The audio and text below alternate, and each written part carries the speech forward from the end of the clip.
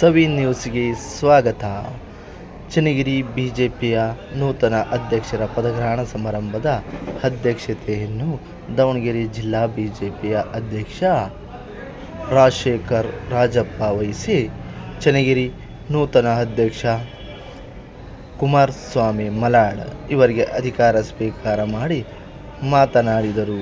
ಮುಂಬರುವ ಚುನಾವಣೆಯಲ್ಲಿ ಜಿಲ್ಲಾ ಪಂಚಾಯಿತಿ, ತಾಲೂಕು ಪಂಚಾಯಿತಿ ಹಾಗೂ ಸ್ಥಳೀಯ ಚುನಾವಣೆಯಲ್ಲಿ ಗೆಲುವು ತರುವಂಥ ಕೆಲಸವನ್ನು ಮಾಡಿ ಎಂದು ಸೂಚನೆ ನೀಡಿದರು.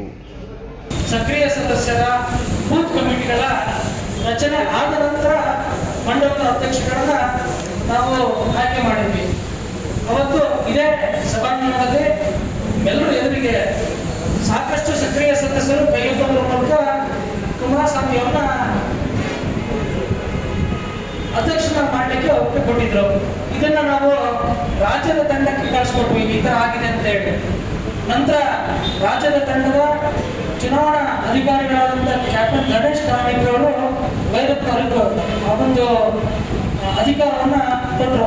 ಅವರ ಏನು ಭೈರಪ್ಪನವರ ಆದೇಶದಂತೆ, ರಾಜ್ಯದ ಚುನಾವಣಾ ಅಧಿಕಾರಿಗಳ ಆದೇಶದಂತೆ ನನಗೆ ಕಳಿಸ್ಕೊಟ್ರು. ಭೈರಪ್ಪನವರು ಏನು ಆದೇಶ ಮಾಡಿದ್ರು ಅಂದ್ರೆ ಕುಮಾರಸ್ವಾಮಿ ಮಲಾಳ್ ಮುಂದಿನ 3 ವರ್ಷಕ್ಕೆ ಅಧ್ಯಕ್ಷನಾಗಿ ಆಯ್ಕೆ ಮಾಡಬೇಕು ಅಂತ ಹೇಳಿ. ಆಗ ನಾನು ಅವರನ್ನ ಅಧ್ಯಕ್ಷನಾಗಿ ಘೋಷಣೆ ಮಾಡಿದ್ದೀನಿ. ಇದು ಯಾವುದೇ ಪಕ್ಷದಲ್ಲಿ ನಡೆಯುವಂತ ಒಂದು ಪ್ರಕ್ರಿಯೆ. ವಿಶೇಷವಾಗಿ ಭಾರತೀಯ ಜನತಾ ಪಾರ್ಟಿಯಲ್ಲಿ ಬಹಳ ಗಟ್ಟಿಯಾಗಿ ಈ ಪ್ರಕ್ರಿಯೆಯನ್ನು ನಡೆಸ್ಕೊಡ್ತೀವಿ.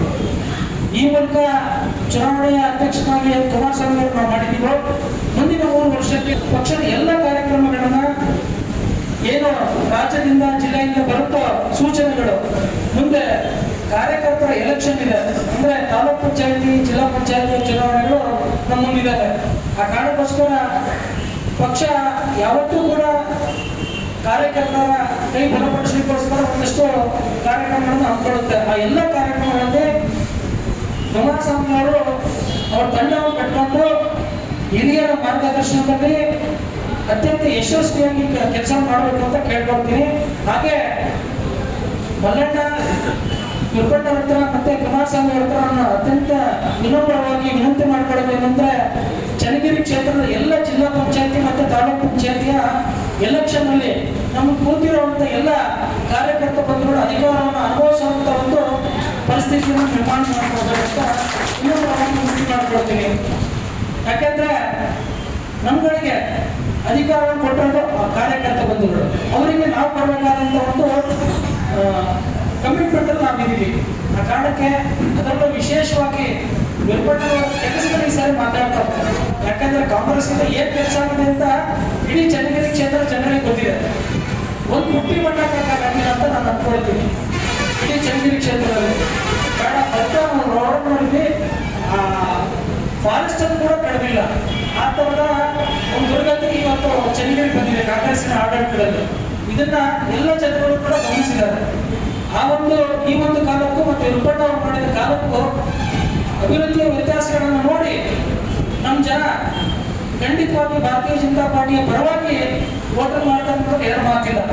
ಆ ಕಾರಣಕ್ಕೋಸ್ಕರ ನಮ್ಮ ಚನ್ನಗಿರಿ ತಂಡ ನೂತನ ಅಧ್ಯಕ್ಷರ ಪದಗ್ರಹಣ ಕಾರ್ಯಕ್ರಮದ ಅಧ್ಯಕ್ಷತೆ ವಹಿಸಬೇಕಂತ ನಮ್ಮ ಜಿಲ್ಲಾಧ್ಯಕ್ಷರಾದ ನಾಗಪ್ಪನವರೇ, ರಾಜಶೇಖರ್ ನಾಗಪ್ಪನವರೇ, ನಮ್ಮೆಲ್ಲರ ನಾಯಕರಾದಂಥ ಈ ಮಂಡಲದ ಮತ್ತು ರಾಜ್ಯದ ಪಕ್ಷದ ಮುಖಂಡರು ಮತ್ತು ಸಜ್ಜನ ಕಾರ್ಯಕರ್ತ ಬಂಧುಗಳು ಮತ್ತು ಮಾಧ್ಯಮ ಮಿತ್ರರು, ಕಳೆದ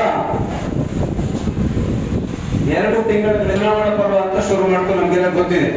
ನಮ್ಮ ರಾಷ್ಟ್ರೀಯ ಅಧ್ಯಕ್ಷರು ಸದಸ್ಯತಾ ಅಭಿಯಾನವನ್ನ ಉದ್ಘಾಟನೆ ಮಾಡೋದ್ರ ಮುಖಾಂತರ ಪ್ರಧಾನಮಂತ್ರಿಗಳಿಗೆ ಸದಸ್ಯತ್ವವನ್ನು ಕೊಟ್ಟು ಅವತ್ತಿಂದ ಇವತ್ತರೆಗೂ ನಮ್ಮ ಚನ್ನಗಿರಿ ಮಂಡಲದ ಎಲ್ಲ ಕಾರ್ಯಕರ್ತರು ಸದಸ್ಯತ್ವವನ್ನು ಮಾಡಿ, ಆ ನಂತರ ಸಕ್ರಿಯ ಸದಸ್ಯತ್ವವನ್ನು ಮಾಡಿ, ಆ ನಂತರ ಬೂತ್ ಸಮಿತಿಗಳನ್ನು ಮಾಡಿ, ನಿಮ್ಗೆಲ್ಲ ಗೊತ್ತಿದ್ದಂಗೆ ಇದೇ ಸಭಾಂಗಣದಲ್ಲಿ ಅಧ್ಯಕ್ಷರ ಆಯ್ಕೆ ಪ್ರಕ್ರಿಯೆಯನ್ನು ಕೂಡ ಮಾಡಿದ್ವಿ. ನಮ್ಮ 5 ಹಂತಗಳ ಏನು ಅಧ್ಯಕ್ಷರ ಆಯ್ಕೆ ಪ್ರಕ್ರಿಯೆ ನಡೆಯುತ್ತೆ, ಅದರ 2ನೇ ಪ್ರಕ್ರಿಯೆ. ಮೊದಲನೇದು ಬೂತ್ ಅಲ್ಲಿ ನಾವೆಲ್ಲ ಬೂತ್ ಅಲ್ಲಿ ಅಧ್ಯಕ್ಷರು ಮಾಡಿದ್ವಿ, ಅಧ್ಯಕ್ಷರ ಆಯ್ಕೆ ಮಾಡಿದ್ವಿ. ನಂತರ ಮಂಡಲ ಅಧ್ಯಕ್ಷರ ಆಯ್ಕೆ ಪ್ರಕ್ರಿಯೆ ನಡೆದ ಸಂದರ್ಭದಲ್ಲಿ ಇದೇ ವೇದಿಕೆ ಮೇಲೆ ಎಲ್ಲರೂ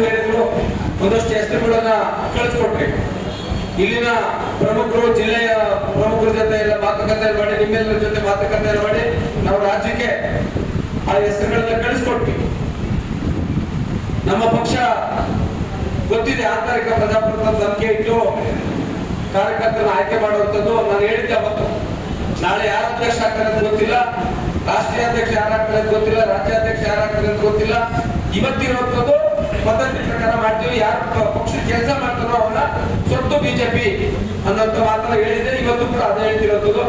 ರಾಜ್ಯದ ನಮ್ಮ ಚುನಾವಣಾಧಿಕಾರಿಗಳು ಮತ್ತು ಇಲ್ಲಿವರೆಗೆ ಏನು ಸಂಘಟನೆಯನ್ನು ಮುಂದುವರಿಸಿಕೊಂಡು ಹೋಗಿ ಶಾಸಕರನ್ನ ಜಿಲ್ಲಾ ಪಂಚಾಯತಿ, ತಾಲೂಕ್ ಪಂಚಾಯತಿ, ಪಟ್ಟಣ ಪಂಚಾಯತಿ, ಸಹಕಾರಿ ಕ್ಷೇತ್ರ, ಬೇರೆ ಬೇರೆ ಕ್ಷೇತ್ರದ ಕೆಲಸ ಮಾಡಿದ ಅಷ್ಟೇ ಅಲ್ಲದೆ ಸಾಮಾಜಿಕ ಜವಾಬ್ದಾರಿಯನ್ನು ಹೊತ್ತು ಮಂಡಲ ಅಧ್ಯಕ್ಷರು ಅಂತ ಹೇಳಿದ್ರೆ ನೇರವಾಗಿ ಮತದಾರರಿಗೆ ಸಿಗುವಂತವ್ರು, ಬೂತ್ ಅಧ್ಯಕ್ಷರು, ಬೂತ್ ಕಾರ್ಯಕರ್ತರು, ಬೂತ್ ಜೊತೆಯಿಂದ ಹಿಡಿದು ಜಿಲ್ಲಾ ಪದಾಧಿಕಾರಿಗಳ ಜೊತೆ, ಜಿಲ್ಲಾಧ್ಯಕ್ಷರ ಜೊತೆ, ರಾಜ್ಯದವ್ರ ಜೊತೆ ಮತ್ತು ಜನಪ್ರತಿನಿಧಿಗಳ ಜೊತೆಗೆ ಸಂಪರ್ಕವನ್ನು ಇಟ್ಟುಕೊಂಡು ನಮ್ಮ ಇಡೀ ವಿಧಾನಸಭಾ ಕ್ಷೇತ್ರದ ಎಲ್ಲ ಕಾರ್ಯಕರ್ತರು ಮತ್ತು ಜನಸಾಮಾನ್ಯರ ಮಧ್ಯೆ ಕೆಲಸ ಮಾಡುವ